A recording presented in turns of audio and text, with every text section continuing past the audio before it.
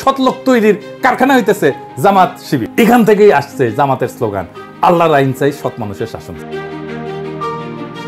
পিনাকি ভট্টাচার্য একজন Bangladeshi online activist, লেখক ও চিকিৎসক, যিনি বর্তমানে ফ্রান্সে রাজনৈতিক আশ্রয়ে রয়েছেন। তিনি আওয়ামী লীগ সরকারের সমালোচক হিসেবে পরিচিত এবং বিভিন্ন সামাজিক ও রাজনৈতিক ইস্যুতে সোচ্চার। পিনাকি ভট্টাচার্য ইউটিউব, ফেসবুক ও অন্যান্য সামাজিক মাধ্যমে সক্রিয়। তার ইউটিউব চ্যানেলে 30 লক্ষাধিক সাবস্ক্রাইবার এবং ফেসবুকে 19 লক্ষাধিক অনুসারী রয়েছে। তিনি নিয়মিতভাবে বাংলাদেশের রাজনীতি, ইতিহাস ও মানবাধিকার বিষয়ে ভিডিও ও পোস্ট প্রকাশ করেন। পিনাকি ভট্টাচার্য বর্তমানে ফ্রান্সে অবস্থান করছেন এবং সেখান থেকে বাংলাদেশের রাজনৈতিক পরিস্থিতি নিয়ে মন্তব্য করছেন। তিনি বিভিন্ন সময়ে বিতর্কিত মন্তব্য ও কর্মকাণ্ডের জন্য আলোচনায় এসেছেন। পিনাকি ভট্টাচার্য আজ তার ফেসবুক পেজে একটি পোস্টে ইসলামী ছাত্র শিবিরের প্রতি তার সমর্থন প্রকাশ করেছেন। তিনি শিবিরের ভালো কাজের প্রশংসা করলেও সংগঠনের কিছু সদস্যের বিতর্কিত কর্মকাণ্ডের সমালোচনা করেছেন। পিনাকি ভট্টাচার্য তার পোস্টে উল্লেখ করেন, শিবিরের ভালো কাজ হলে তিনি গর্ব করে বলেন এবং প্রশংসা করেন।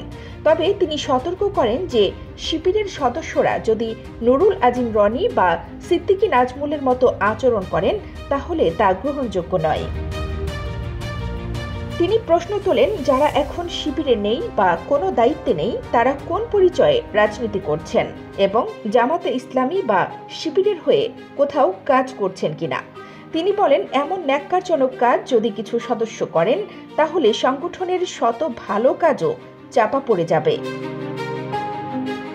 তিনি আরও উদাহরণ দেন, যেমন বিএনপির ঢাকায় বিশাল সমাবেশের সময় মির্জা আব্বাসের স্টারলিংক নিয়ে বিতর্কিত মন্তব্যের কারণে পুরো দৃষ্টি সেদিকে সরে যায়, তেমনি এটিএম আজহারের মুক্তি নিয়ে আলোচনা চলাকালীন এক নারীকে আঘাত করার ঘটনার কারণে আলোচনা নেতিবাচক দিকে মোড় নেয়।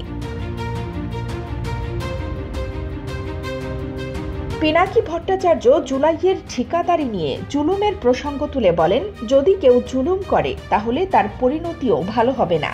তিনি সংশ্লিষ্ট ব্যক্তির বিরুদ্ধে দ্রুত আইনানুগ পদক্ষেপ এবং জামাত থেকে বহিষ্কারের দাবি জানান। এই পোস্টের মাধ্যমে পিনাকি ভট্টাচার্য শিবিরের প্রতি তার ভালোবাসা প্রকাশ করলেও সংগঠনের ভেতরের কিছু নেতিবাচক কর্মকাণ্ডের বিরুদ্ধে সোচ্চার অবস্থান নিয়েছেন। সম্প্রতি পিনাকি ভট্টাচার্যের একটি নগ্ন ছবি সামাজিক মাধ্যমে ছড়িয়ে পড়ে, যা নিয়ে ব্যাপক আলোচনা হয়। তিনি ফেসবুকে একটি পোস্টের মাধ্যমে বিষয়টি নিয়ে প্রতিক্রিয়া জানান, তবে ছবিটির সত্যতা নিয়ে স্পষ্ট কিছু বলেননি। কানিজ ফাতেমা, নিপা, খবর সংযোগ।